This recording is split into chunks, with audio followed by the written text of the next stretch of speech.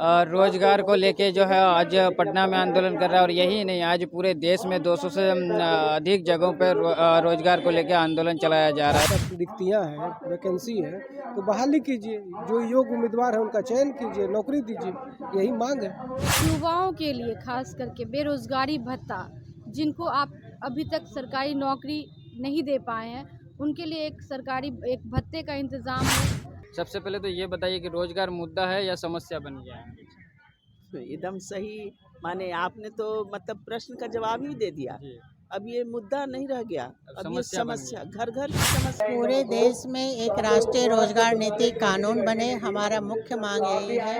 मैं मोहम्मद आजाद आलम। अभी हम मौजूद है पटना के गर्दनी बाग में। यहाँ पे रोजगार को लेके आंदोलन किया जा रहा है और यहाँ पे तमाम तरह के वादे साइड में लिखा हुआ है। उन लोगों का मांगे है बिहार में रोजगार नीति और देश में राष्ट्रीय रोजगार नीति कानून लागू करो, देश भर में रिक्त 60 लाख खाली सरकारी पदों को भर्ती करो, पंचायत वार्ड सदस्य के 9 सूत्री मांगों को पूरा करो, 7वें चरण के शिक्षक भर्ती प्रक्रिया तत्काल शुरू करो, आशा संघ, ममता संघ और कुरियर संघ के मांगों को पूरा करो, बिहार में सभी सरकारी रिक्त पदों को तत्काल भर्ती करो। तो इस तरह के सभी मांगों को लेके इन लोग जो है आंदोलन में बैठे हुए हैं। तो हम इन लोगों से जानने की प्रयास करेंगे कि आखिर इन लोगों का मांग क्या, मुख्य मांग क्या है और इन लोग क्या चाहते हैं। क्या नाम है? बबलू प्रकाश जी। तो आप लोग जो रोजगार को लेके हम धरना में बैठे हुए हैं, तो क्या लगता है कि सरकार इस मांग को पूरा कर पाएगी? बिल्कुल मांग को पूरा करना चाहिए और सरकार हमारा कल्याणकारी सरकार होती है, देश हमारा कल्याणकारी देश है। अब जनता और आम आवाम की अगर तकलीफ़ों को नहीं सुनेगा तो कौन सुनेगा?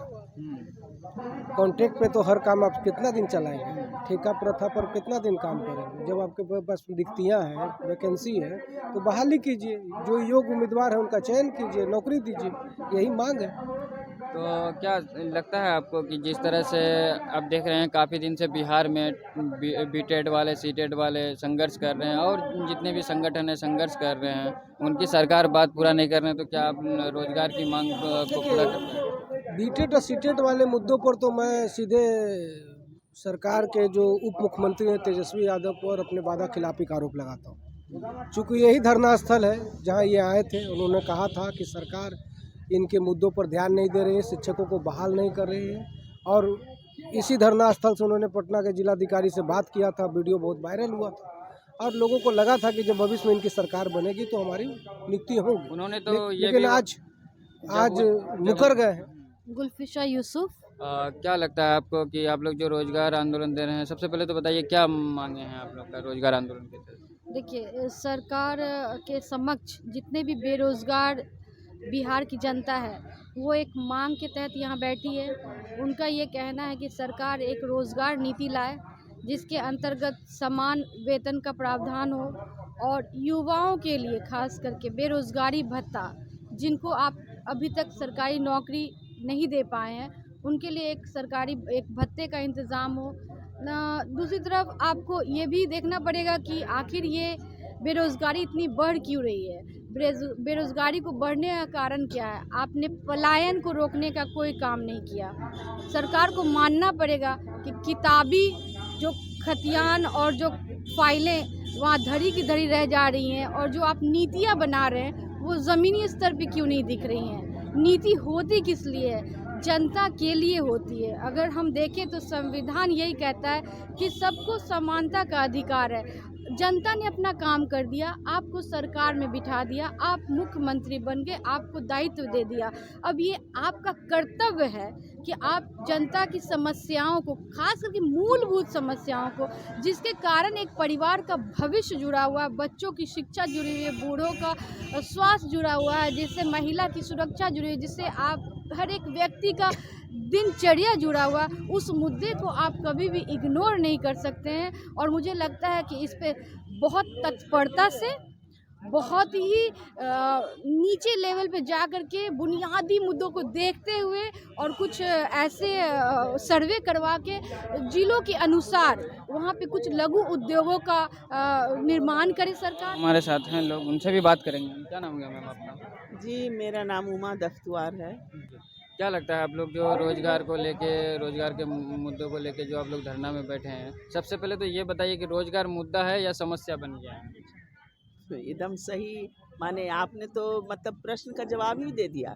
अब ये मुद्दा नहीं रह गया, अब ये समस्या बन समस्या घर घर की समस्या। माने आप एक भी घर ऐसा नहीं होगा जहाँ आपको एक बेरोजगार ना मिले, दो बेरोजगार ना मिले। तो ये अब समस्या ही हो गई, अब मुद्दा नहीं रह गया है। लेकिन इतने महत्वपूर्ण मुद्दे और समस्या की तरफ अगर आप देश के प्रधानमंत्री और राज्यों के मुख्यमंत्रियों का ध्यान नहीं जाता है तो ये समाज के लिए और इस देश के लिए भी बहुत दुखद है। आप लोग जब युवाओं के लिए रोजगार का मुद्दा उठा रहे हैं, लेकिन युवाओं का इसमें ज़्यादातर भागीदारी होना चाहिए, लेकिन युवा कहीं ना कहीं युवाओं की कमी खलती है आप लोगों को कि युवा सामने नहीं आ रहे हैं, ऐसा लगता है आप लोगों को? ऐसा तो नहीं लगता है, युवा तो आपको सड़कों पे दिखाई देते हैं। जरा युवा सड़कों पे है, लेकिन कहीं ना कहीं जब बात अपने हक और लड़ाई की जब बात आती है तब युवा साथ आते हैं या नहीं? मैं इस प्रश्न का जवाब देता हूँ। देखिए, वो तो बेरोजगारी के पीछे वो इतना माने बेबस है और इतना वो प्रताड़ित हो रहा है कि उसको अपने लिए भी आवाज़ उठाने के लिए समय नहीं मिल रहा है, क्योंकि आए दिन उसके पॉकेट के खर्च के लिए भी उसके पास पैसा नहीं है। इस सरकार को तो चाहिए कि जो बेरोजगार हैं उनका आकलन करके, उनका सर्वे करके अपने उनको बेरोजगारी भत्ता दे। पहले दिया जाता था, मैं प्रशासनिक पदाधिकारी रह चुकी हूँ, अब मुझे अच्छी तरह याद है कि बेरोजगारों को बेरोजगारी भत्ता मिलता था प्रत्येक महीने। तो कम से कम आप कोई रास्ता तो निकालें उनके लिए। आज देखिए ना, आप सारे संघ, जहाँ की ढेर सारे संघ हैं, ममता संघ, आशा संघ, कुरियर संघ, क्या क्या संघ हैं, सारे लोगों की मांगे हैं। आखिर क्यों? इसलिए ना कि आप उनका विकल्प ना देख करके आप किसी और को काम दे देते हैं और उनके जगह पे आप वो कॉन्ट्रैक्ट बेसिस किए हुए हैं। आपको क्या लगता है कॉन्ट्रैक्ट बेसिस से आपकी राज्य की समस्या? फाउंडेशन के स्टेट कोऑर्डिनेटर, तो हम उनसे बात करेंगे। क्या नाम होगा? प्रीति सिंह। तो आप लोग जो रोजगार आंदोलन कर रहे हैं यहाँ पटना में, तो क्या मुख्य मांग क्या है आप लोगों? पूरे देश में एक राष्ट्रीय रोजगार नीति कानून बने, हमारा मुख्य मांग यही है। और इसका जो कुछ मुख्य बिंदु आ रहा है कि पूरे देश में लगभग 60 लाख जो रिक्त पद हैं सरकारी संस्थानों में, उसको भरा जाए, ठेकेदारी प्रथा बंद हो, महंगाई के हिसाब से न्यूनतम मजदूरी में बढ़ोतरी की जाए और समान काम के लिए समान वेतन लागू हो, महिलाओं की स्थिति में सुधार हो, उन्हें भी आरक्षण के माध्यम से काम का अधिक से अधिक काम मिले, क्योंकि आज भी हमारे यहाँ 20% से ज़्यादा महिला आबादी आर्थिक रूप से राष्ट्र के निर्माण में सहयोग नहीं कर पा रही हैं। उनकी सुरक्षा का भी ख्याल रखना होगा, क्योंकि उन पे जो मानवीय और यौन शोषण है वो बढ़ता ही जा रहा है। वो उनका घर हो, वो घर में भी सुरक्षित नहीं है और अपने कार्य क्षेत्र में भी सुरक्षित नहीं है। तो आज भी उनकी वही स्थिति बनी हुई है।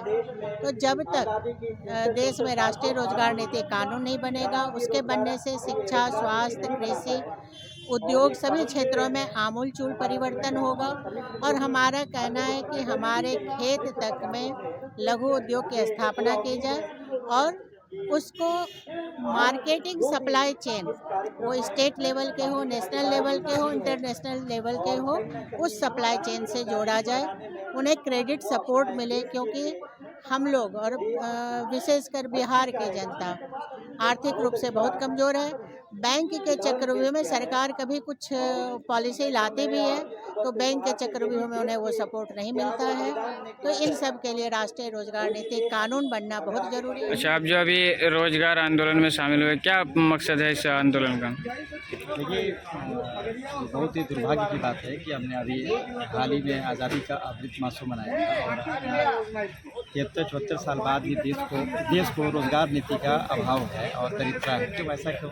जब हम देश मंगलयान पर चला गया, हम परमाणु शक्ति संपन्न राष्ट्र बन सके, आज हम सॉफ्टवेयर टेक्नोलॉजी में विश्व के प्रमुख खिलाड़ी बन सके। लेकिन रोज़गार नीति जो युवाओं से डायरेक्ट उनके जीवन यापन, उनके जीवन की जो गुणवत्ता उससे जुड़ा रहता है, तो देश को रोज़गार नीति का अभाव है। क्योंकि भी हम बिहार से बिलोंग करते हैं, तो बिहार में जो युवा है, इतने बेरोज़गार हैं, उनको कहीं ना कहीं सबसे ज़्यादा इसका ज़रूरत भी है। अगर देश में रोज़गार नीति आती है तो उसे बिहार को भी ज़्यादा से ज़्यादा। क्या लगता है कि सरकार रोजगार देने में युवाओं को सक्षम नहीं है? हमेशा ऐसा रहा कि जो भी सरकार रही है वो अगर उनका नीयत ठीक हो जाए, अगर वो रोज़गार पर ध्यान दे तो काफ़ी हद तक युवाओं को रोज़गार मिल सकता है।